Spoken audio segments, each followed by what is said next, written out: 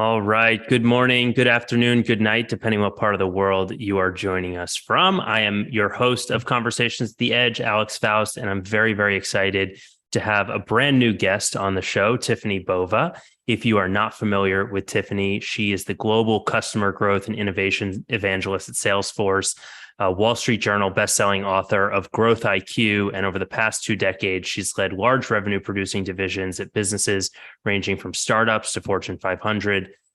She's a research fellow at Gartner. Her cutting edge insights have helped companies like Microsoft, Cisco, Salesforce, Hewlett Packard, IBM, the list goes on, and many other prominent companies expand their market shares and grow their revenue. And while we're not here to talk about her best selling book, Growth IQ, we are here to talk about her second book that just launched last week called The Experience Mindset. And it really came and stemmed from the first book, Growth IQ. So we'll talk a little bit about that as well. But Tiffani, it's great to have you here. Welcome to Conversations at the Edge. And where are you calling in from today? I am joining you from Los Angeles, California. So good morning still.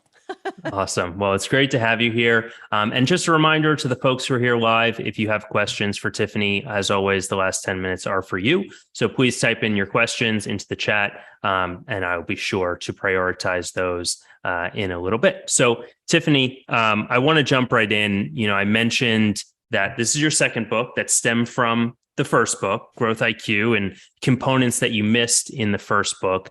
So maybe you can share a little bit about what's happened over the last 5 years, what's caused you to write this new book, The Experience Mindset. Well, as you said so eloquently, right? The first book, Growth IQ, was 10 Paths to Growth. It came as sort of a combination of my practicing experience as a sales, marketing, and customer service leader, and then as an academic advising both startups and the largest technology companies in the world for about a decade.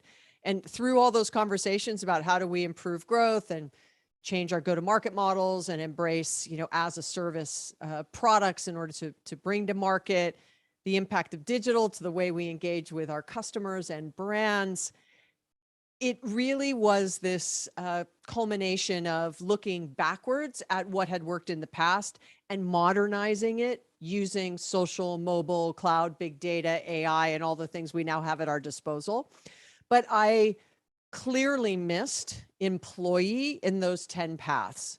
It talked about, selling more to your existing customers, launching new products, the things we all know. That's what I'm saying, that it wasn't anything groundbreakingly new, just modernized what we had seen out there in the market for, over a century. But what really came to light during the pandemic was the need to do better for our employees, making sure that they have what they need from a technology, career development, access to tools, better processes, et cetera, to deliver these great experiences we were aspiring to do as companies. And that really led me to this, happy employees, happier customers, get that right, get greater growth rates. But I'm not the first to say it, but I'm one of the first to go out there and spend time for 2 years doing research to prove it out. And so, I'm curious, obviously the pandemic kind of shined a light on the importance, but why do we think it took so long for organizations to realize, that employees really have a critical role in creating amazing customer experiences? Look, back in 2008, I was part of the team that made a prediction that the chief marketing officer would spend more than the chief information officer on technology. And it wasn't really about the tech. What it was about was focusing on customer experience, right? And saying that that was going to be a place by which we could compete differently with companies in our sort of ilk, right? Those that we might compete with on things other than price or feature and functionality. You might say, look, our product is just as good, but our experience is better. Or our product is better and our experience is better. Now you get even more value. So as customer experience started to come into the spotlight, we started spending, and the collective we, billions of dollars improving the experience for our customers. You could go from, look, I was very early in the cloud, kind of 2000, 2001, 2002. It might have been 7 or 8 clicks to buy something. And that process was really full of friction. It was very kludgy, right? Technology wasn't as sophisticated as it is now. But now we've got one click. Now we can say something, right? And order something and it shows up in 2 hours. I mean, now that speed is so gotten so fast, but the effort has gotten so easy, right? For customers. However, as we strive to, drive down the effort for customers, unfortunately, the unintended consequence of that was the effort for employees has gone up. So as we made it easier for customers, the burden fell on the employees to do the work that we made so easy for customers, right? So for example, you call into the call center, or it's now a chat, or it's a email, or it's a, WhatsApp communication, or whatever it might be. On the other end of that is an employee that has to answer in multiple channels. And those, multiple channels may be in different applications. And so they have to bounce between 5 or 6 applications to do their job. And it's a different process in each application, et cetera, et cetera, et cetera, right? But the customer's like, this is great. I can do it either via WhatsApp, right? Chat online, email, phone call, whatever. But to the employee, not so great. And so that's what ended up happening. The gap between ease and lack of friction for customer was pushed onto the employee. And that really came to light during the time that people were working from home and not working at the office during the pandemic. And so that's really where I think we have the greatest opportunity to improve. Appreciate that. And, in your book, and you've been quoted saying the experience mindset is about fully maximizing the leverage points between a strong employee experience and customer experience to create virtuous cycles of momentum that lead to significantly better growth rates. So can you talk about this virtuous cycle of how, the one is feeding the other? Yeah. And look, as I said, I'm not the first to say it, right? Richard Branson has said it: happy employee, happy customer, get that, great growth rate. Herb Kelleher said it. I mean, so many executives have said it. It's so painfully obvious. Why isn't anyone doing a better job of it? And so when we went out and did research, we did sort of 3 different studies. The first one in the US, we just looked at publicly traded companies and said, what were net promoter scores and employee retention rates and customer satisfaction scores and growth rates, everything we could get sort of, from publicly available information from publicly traded companies. And lo and behold, we found those that had high customer experience ratings and high employee experience ratings or employee satisfaction ratings had a 1.8 times faster growth rate than those that did not. So for $1 billion brand, it was like a $40 million impact. And we went, that's interesting. Can we prove it further? But can we also understand which pieces and parts of the employee experience have the greatest impact on customer?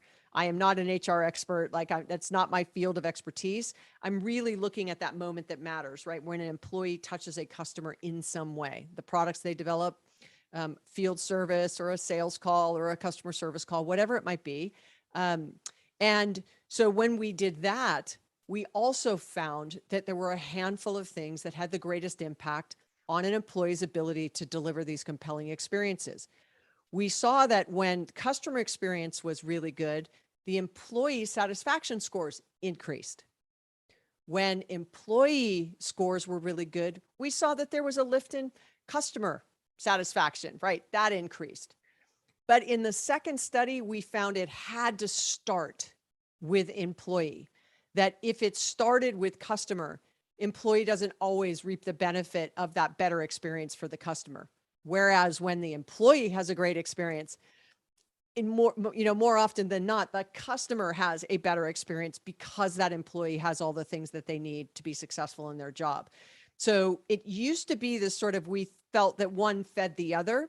In the second study, we realized that they do feed each other. However, it has to start with employee experience.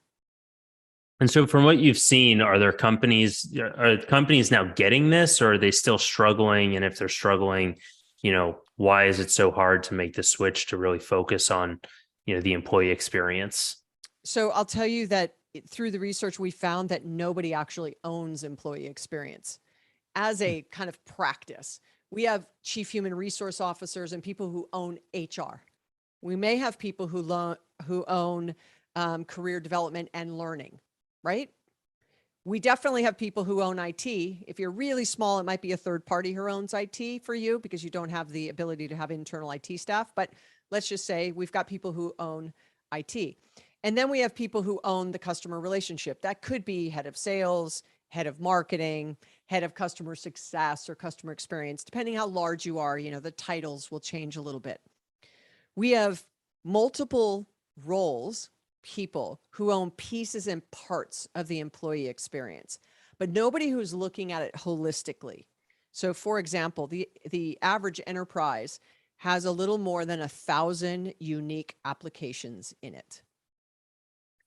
Okay. Now you could carve out HR and finance applications that not everyone needs access to, but for the mean, a little more than 1,000 applications, only 26, 27% of them are integrated. So who bears the brunt of that? Employees, right? I usually ask in a room, how many of you can do your job all day in one application? Rarely does anyone raise their hand. And then I'll say between 5 and 10, right? I'll go 10 to 15, more than 15, hands go up. And so that kind of organizational structure from a technology standpoint, that's an IT responsibility. But if no one is saying, hey, listen, my customer service agents are spending twice as long on calls because they have to find the information. Can we fix it? And you know what? Hey, learning and development, they don't know how to use these tools. We need to do refresher courses. And oh, by the way, HR, right? They don't have these things, like really pushing for it in a holistic way. So that was a big aha for us, that number one, nobody owned it. Number two for us was that while companies survey their employees, the majority of them do nothing with the information they capture. And the third was that 50 or so percent of the C-suite, right, executives feel the tech they've deployed works effectively, yet only 20% of customer-facing employees would agree. Big disconnect, which says that 80% of employees that are in customer-facing roles feel the technology is not really helping them do their job. Yet we all know we all have to use tech. So I'd say to you the answer to the very simple question, why isn't it happening? First and foremost, there isn't anyone looking, holistically across it, which is why I called this the experience mindset. I am not advocating for a new role. I really want the operating philosophy of organizations based on that quote you just read, right? To really say, hold on, when we make decisions for our customers, let's make sure we understand the implications to our employees, good and bad, and make sure that we get that a little bit more in balance, right? We can't do everything for customer at the expense of employees, and vice versa. Can't do everything for employees at the expense of customers, right? This is really about trying to balance the two. I'm still feeling hung up on the fact that some people use 15 plus applications in their work every day. It's really quite a lot. Yeah. And listen, there was a study, not by us, that, how much time is spent when you switch between applications just to get your brain to go, okay, I'm in a new application and reorient itself.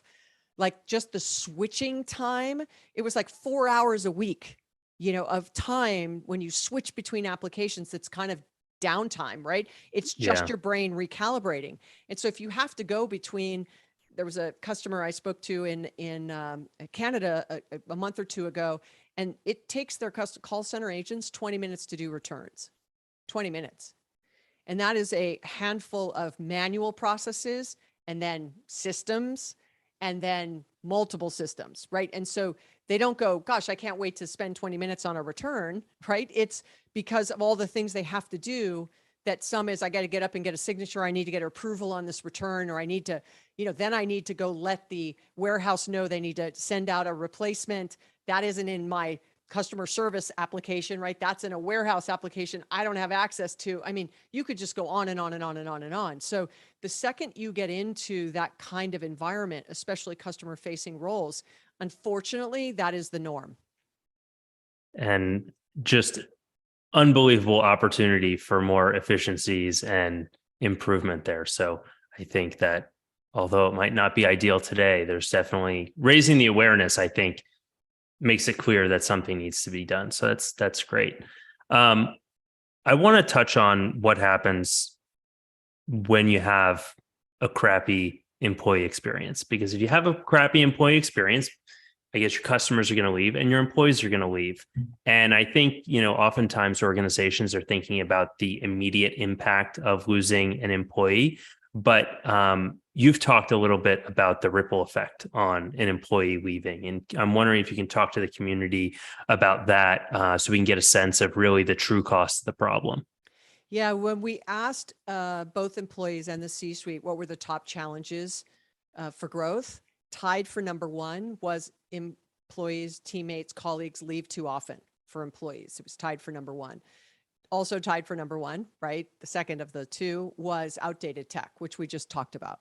But that people leaving too often, it's disruptive to teams, the flow of a group. It might be in the middle of a project, right? They might have been a great performer. They might have been the cheerleader of the group, right? Or the one that really solved the complex issues, whatever it might be, it's disruptive for those that are left behind, if you will. So the expense is not only you lose talent, but it is what happens to get the team back whole again. And when some people leave now, especially, they don't end up backfilling the role. So that workload just ends up falling on top of the people who are left, right? And it doesn't necessarily mean the people who are left know how to do what that person did. So, you can't just say, well, we're not going to replace the head and everyone else, I know you're working at 100%, but we're going to give you even more work because now you can work at 120%. Well, no, I can only work at 100%, right? So you get burnout, right? Then you might get mental health and well-being issues, right? You might get people who quit because they're just tired, right? Then you might get quiet quitting where they're like, I'm not doing the extra work. I'm doing what I was hired to do. I mean, it just has huge implications downstream. And this is where talent being such a focus for executives is so critically important. But if you don't know what actually motivates your people, go back to that comment I made a few minutes ago about surveying and doing nothing with it. You've just signaled to your people that no matter what they say to you, you're not going to pay attention. And so it's not creating trust. It's not creating, psychological safety to share with you on ways that I can, be better at my role. It doesn't allow me to actually do the job you hired me to do or to serve customers that I have. So look, it isn't just attrition. It isn't just the cost of someone walking out the door or the cost of hiring someone else and then waiting for them to ramp up. Those are all things that we can, on a spreadsheet, track and say, we know it costs us, $10,000, in wasted productivity to lose an employee, or that takes this much time. You can answer all those questions, but don't forget about the team left behind because, they are the ones that have to pick up the pieces when someone walks out the door, especially when it's a high performer.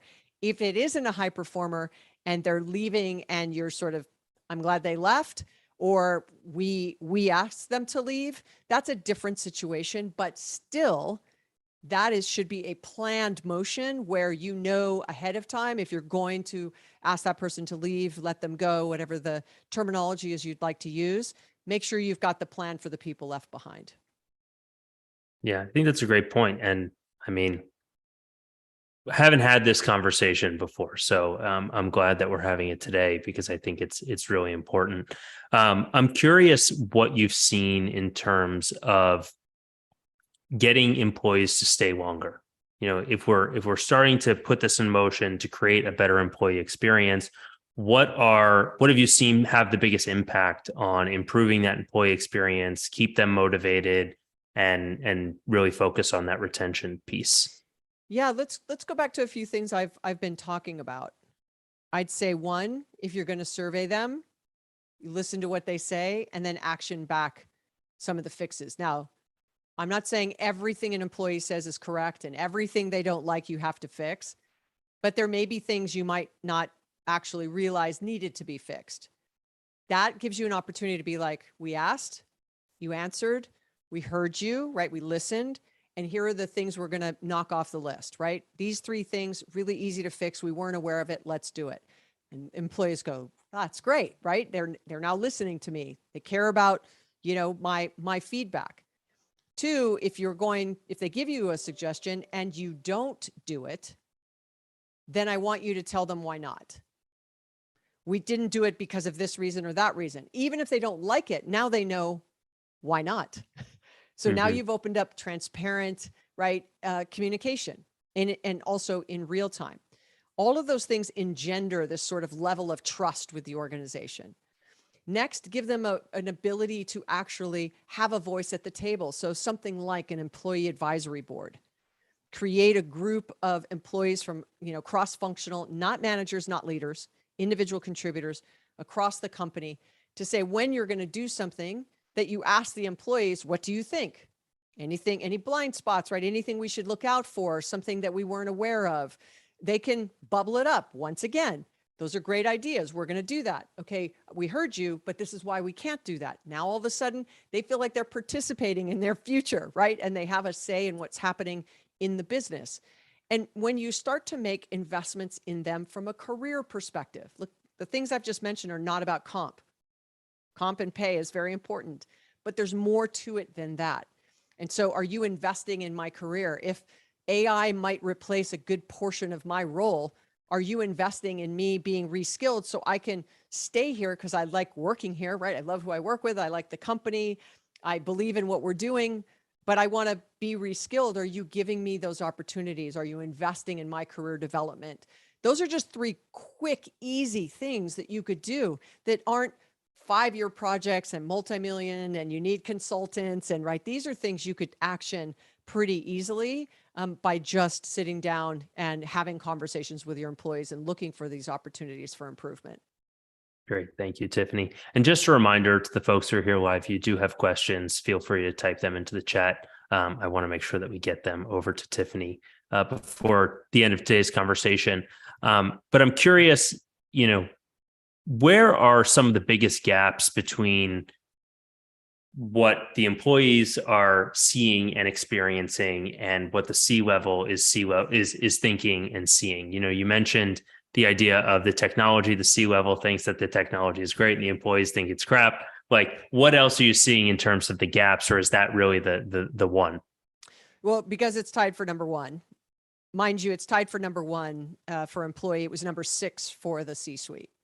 So not only is there percentage differences in those numbers I shared earlier, but number 1 for employee, tied for number 1 for employee, number 6 for the C-suite.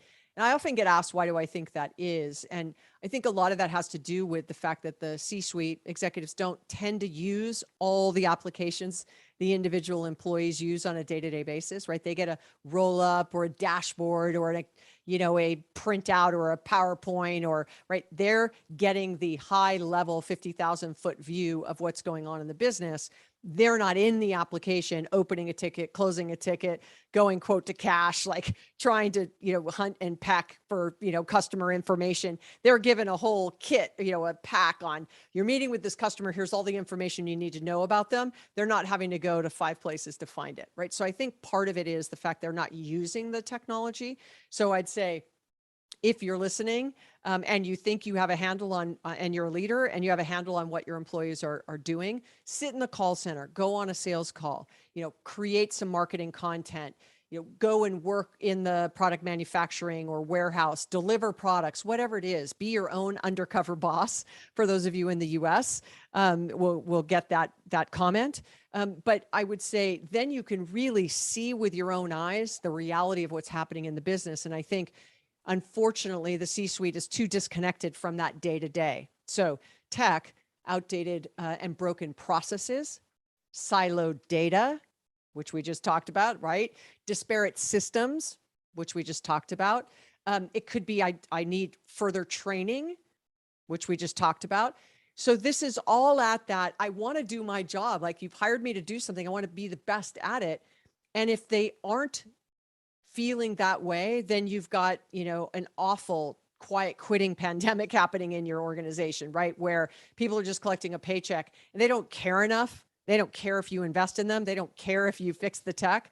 They're just collecting a paycheck till either they find something else or you let them go and they move on. So those are really the big ones. Thank you.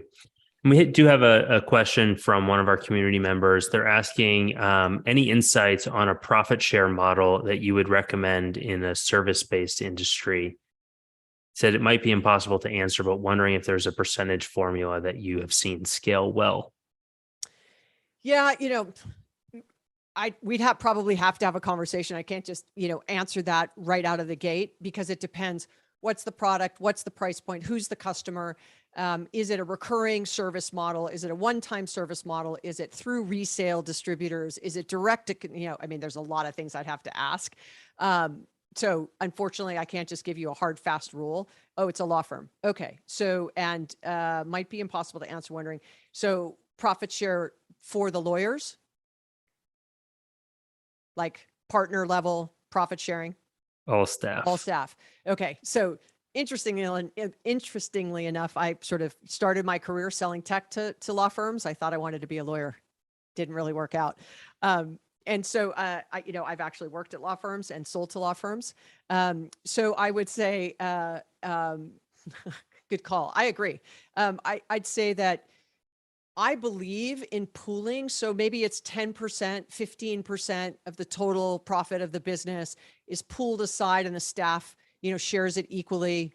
Maybe it's a bonus. Like we do it here at Salesforce twice a year. There's sort of a bonus, and depending on how we perform as an organization, there's a pool of money that is then shared across, all the employees. And depending on your level, it's what percentage of your base compensation is allocated towards quote unquote bonus. So, as you move up the organization, the amount of your total comp that is leveraged right towards bonus goes up because there's more risk for you. But I am a firm believer, but if you're going to do that, don't use that as the only lever you have, right? Because comp is motivating, but not inspiring. You know what I mean? Like it's not going to inspire someone to go that extra mile. They really have to love what they do. And while it's true, money helps out a lot, right? I'm not negating that. We also look for joy in what we do and feel like what we do makes a difference. So if you could do that, similar to the partner track, do it for the rest of the employees, and then have a very clear, definitive rule on when they get it, when they don't get it, at what percentages. I think it's a great idea, but I can't give you a percentage off the top of my head, especially in legal.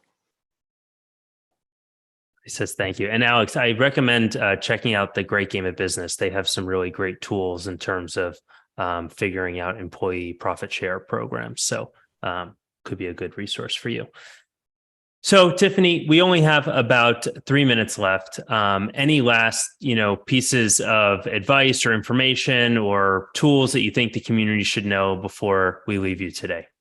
I'd say, hey, listen, follow me on LinkedIn. I'm pretty active there. I don't have the ability to connect with any more people, so don't take it personally if I don't connect with you. Just follow me. You can follow me on Twitter as well as Instagram, and I have a YouTube channel.